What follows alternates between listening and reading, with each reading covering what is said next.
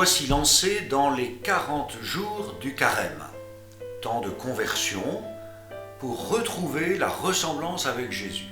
Alors, cela peut nous sembler bien long. Les efforts que nous voulons vivre seront difficiles à tenir pour certains. Renoncer à soi-même, prier davantage, aimer son prochain, se réconcilier. Un vaste programme qui demande de l'endurance, de la persévérance. D'autant que le carême 2020 semble ne s'être jamais vraiment terminé. Eh bien, nous sommes comme des coureurs de fond. Il nous faut réguler notre effort pour pouvoir aller au bout, tout en restant en tension vers la ligne d'arrivée.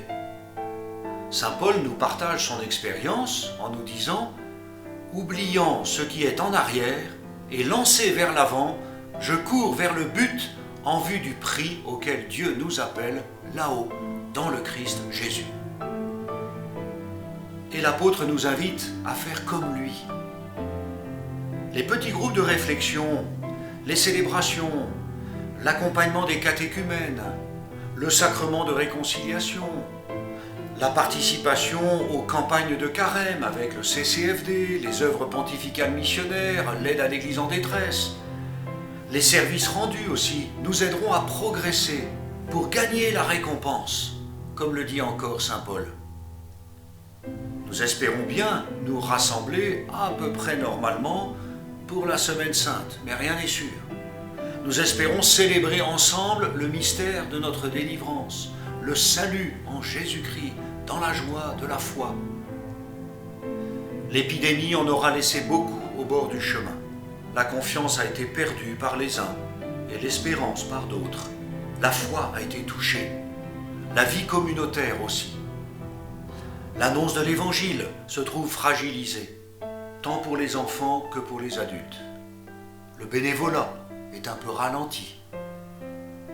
Ceux qui ont abandonné la course sont nombreux, gagnés par la peur et l'angoisse, séduits par les retransmissions, abattus par la solitude, blessés par la maladie et la mort.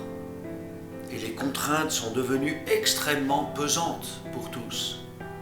La vie a changé, l'avenir demeure incertain. Un grand défaitisme plane sur nos activités et nos projets. L'Église que nous sommes veut accompagner chacun et lui apporter la consolation et le réconfort dont il a besoin. C'est la miséricorde de Dieu à accueillir et à partager. Parce que je crois au Christ vainqueur, je vous invite à la vie. Tous nous sommes appelés à être des prophètes de l'espérance. La course d'endurance du carême est l'occasion de renaître, de nous relever, d'aider et soutenir les plus fragiles. Projetons-nous donc dans l'avenir. Rebâtissons ce qui a été démoli, réparons ce qui est cassé avec la grâce de Dieu. À vos marques, prêts, partez!